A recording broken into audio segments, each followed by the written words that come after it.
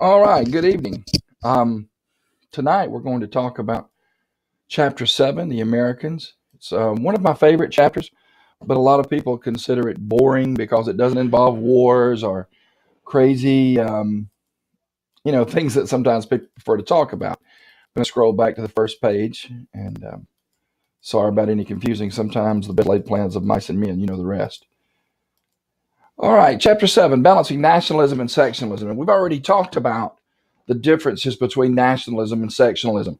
Nationalism being pride in one's country, and also more than just pride in one's country, but an identification as being, quote unquote, an American or a Frenchman or a Canadian, etc. That is nationalism. It's basically very similar or akin to patriotism. The only problem with nationalism, like any ism, it usually has a good side and a bad side. Sometimes nationalism can lead to ethnocentrism, to protectionism, to isolationism, or worse, racism. So we do have to be careful when we're talking about nationalism. It's not always this great patriotic movement. Sometimes it turns south quickly and can become very ugly, as can sectionalism. Sectionalism is pride in one section or group of people. Example, I'm proud to be a Southerner. I'm proud to be a Northerner, New Englander, etc. So having understood that, there are differences. When we're talking about American history, those differences are predominantly cultural and economic, and we'll cover that as we begin the lecture. We know nationalism and sectionalism have always existed in our country, but this chapter deals with a balancing of nationalism and sectionalism during the early part of the 19th century. You can see the essential ideas. I'm not going to read them to you, but basically they involve economic, cultural, and political questions. Excuse me. The important people in the chapter are James Madison, who we've already talked about in a previous chapter, Henry Clay, James Monroe, John Quincy Adams, Andrew Jackson, Daniel Webster, John C. Calhoun, and John Marshall. Section 1, Regional Economies Create Differences. The North and the South develop different economic systems that lead to political differences between the regions. By 1801, Eli Whitney had begun to pioneer the use of interchangeable parts. Even when you talk about Eli Whitney, there's an example of sectionalism. If you ask Southern students, hey, what did Eli Whitney do? They'll tell you, for the most part, he invented the cotton gin. If you ask students up north or in the Midwest, they'll usually say interchangeable parts. So it's fascinating there. That's even another example of how sectionalism works even today. But interchangeable parts are basically when you make identical parts that can be substituted for each other and makes manufacturing easier. For instance, a musket or a gun, okay? A gun has a barrel, it has a stock. A stock is the wooden part that comes up against your shoulder here. It also has triggering mechanisms and several other parts, but we're going to concentrate on the barrels and the stocks. In the past, before we began to use interchangeable parts, if you broke the stock on your weapon or in your gun, you would have to have someone make a stock to fit the rest of the gun. Either that or throw the whole gun out. But Eli Whitney came up with this ingenious idea that, hey, why not make thousands of stocks that are identical, thousands of barrels that are identical, thousands of triggering mechanisms that are identical. That way, if any part breaks, you just order the other part and it automatically fits. And that will begin to speed mass production, and it will also create the factory system we'll talk about in a few minutes. But more importantly, it would help spring America into the Industrial Revolution. We learned about the Industrial Revolution in world history, where it talked about Great Britain and Germany and the rest of Europe. But it will take hold a little bit slower in the U.S., but once it takes hold, it'll go really fast. It's a social economic reorganization where machines replace hand tools, large-scale factory production develops, and the result of manufacturing changes. This is called the Industrial Revolution. Great Britain basically started the Industrial Revolution, and it started with textile mills. Textile mills is another word for cloth mills. Before then, people wove thread in their homes. They made cloth in their homes.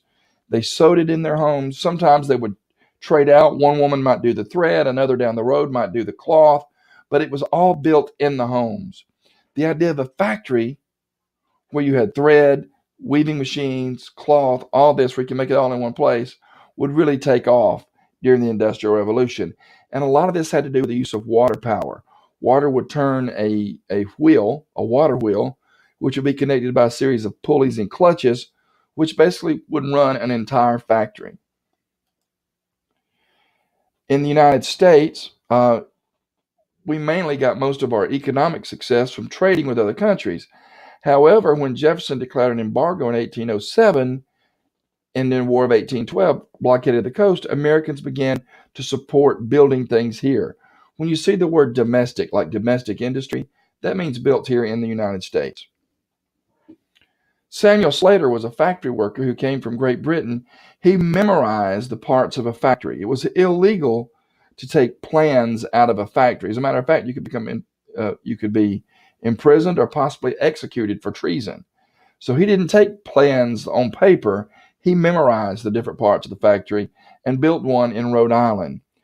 Other men like Lowell, Appleton, and Jackson would mechanize all stages of cloth making by 1813. Slater mainly built thread. Weaving factories were built in Waltham, Massachusetts, and Lowell, Massachusetts. And by the late 1820s, Lowell became a booming manufacturing center. Thousands of young women moved from the family farms to work. And see, this was the first time this had ever happened. For the most part, women had stayed home and worked on the farm until they married, and they would get their own farm. But something had happened, if you remember, that a lot of men had been killed in the wars. Women, the population of females in some areas was higher than men. Now, in general, it evens itself out, but in some areas, there weren't as many men to marry these women, so they went to the factories to work. And when they got there, they would have a level of independence they didn't have back on the farm. Still, they were kept in dormitories under very tight rules, but nonetheless, they weren't under their father's and mother's guidance. Here's a picture of the Lowell mill. You can see where the water wheel actually was spun by the water, where the water's been dammed right there, and it's connected to these pulleys, which turn the machines, which are operated by a series of clutches. Two completely different economies emerged, however. In the North, cash crops weren't that big. People grew some products, some corn. Out west, they grew wheat. But this type didn't require slavery or anything like that. And they would mainly just sell things at city markets. However, in the South, cash crops like cotton, rice, and indigo and sugarcane would take off. And even though slavery was dying out in the North, Eli Whitney's cotton gin made cotton extremely profitable in the South. And that would lead to an increase in slavery. The plantation system was established in Louisiana, Mississippi, and Alabama. Slavery became entrenched in society during this time period. This is called the antebellum period, which means before the war. Cotton was hugely profitable. By the 1820s, demands for slaves increased. And before long, slaves outnumbered free people in some states. Here's a picture of Eli Whitney's first cotton gin. You can see where you put the cotton balls in. The cotton itself is caught on these teeth, and the lint or the cotton itself comes out, leaving the seeds to fall in a tray on the bottom. According to Whitney's journals, he was watching a cat try to get at something through a fence, and it was catching part of its fur on the fence. So the idea is not to pull the seeds out of the cotton, but to pull the cotton off the seeds. In 1790, right after independence, you see the distribution of slavery in America. This would rapidly change. This area here would become huge in slave population. You can even see the rapid increase in the number of slaves by 1860. Close to 4 million people were slaves during this time period. In 1800, cotton made up only 7.1% of our exports to other countries. By 1860, it was close to 60%, 57.5%. This gave the South a feeling of invincibility, that, hey, the North won't try to do away with slavery. They won't mess with us because they have to have our cotton, because that's what we trade with Europe. In Europe, if the North tried to stop it, wouldn't let them because they need our cotton. This would be a huge mistake. Henry Clay, though, wanted to try to get people together instead of have pull people apart. He came up with what's known as the American system. Roughly put, it's a series of canals and roads and banking institutions which would link America together. So Southern agriculture could get quickly to Northern markets for production and manufacturing and could be shipped to Europe where finished products could come back. Basically, unite the country by connecting us via roads, canals, and later railroads. He also thought it was important that we quit having these state currencies and have one national currency, the dollar, which did exist, but it was very weak. Okay, but this is called the American system. You can see a picture of some of the finished products here. Here's one of the first home washing machines. Of course, the woman had to crank it, but it was still interesting because it made washing clothes easier. One of the first major infrastructure improvements was the Erie Canal, which linked the Great Lakes to the Atlantic Ocean. This was huge. It basically opened up the Midwest cities such as Chicago and Cleveland as ports. As canal building took off, however, railroads became popular.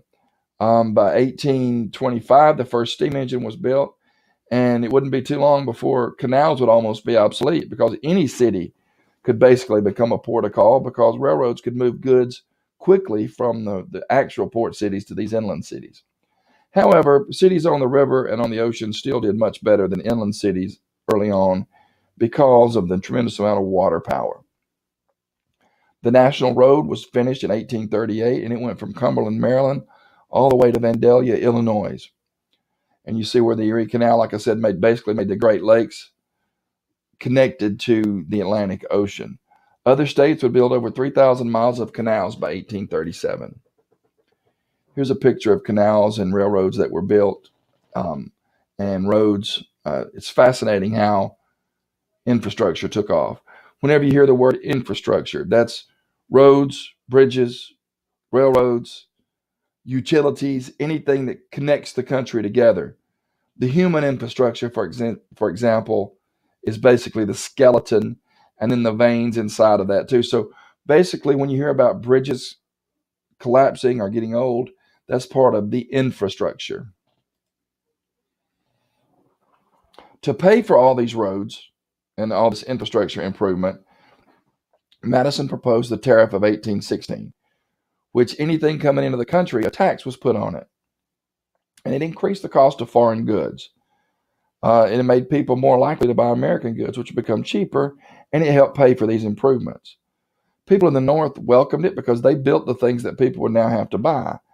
People in the South and the West didn't really like it because they were having to pay higher prices on things, especially from Europe, but not just from Europe, but from America as well, because now without competition from Europe, many of the American companies began to increase their prices. Clay and Calhoun would sway congressmen from the South and West to approve during this particular time period. Most leaders agreed the national bank and national currency would actually help everybody.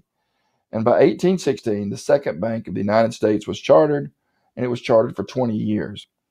James Monroe was elected president in 1816, and this began an era known as the Era of Good Feelings. Here you can look at the cities during 1820. There were many more cities than this. These were the largest, however. New Orleans and Charleston were the only two major southern cities. You did have Savannah in the south. You had a couple of cities in what is now Tennessee. North Carolina, you had Raleigh. But these were all what we'd call today small towns. Only New Orleans and Charleston would count as decent-sized cities. And that concludes Section 1, and we'll begin Section 2 shortly. Thank you for paying attention, and if you have any questions, please feel free to email me at randy_vice at randy_vice at ecboe.org, or if this is not an Etowah County student, randyvice@gmail.com. If you have any complaints, questions, or input, some things you might think might help improve the video presentations, or say, hey, coach, you missed some things here, or you were incorrect. It happens. Trust me, it happens with every teacher. Feel free to let me know. And again, randyvice@gmail.com for those who are not my current students, Randy_Vice at ECBOE for those who are. I want to thank each and every one of you for taking the time to do this. I look forward to see you in class at the end of the Christmas break. Thank you. Good night.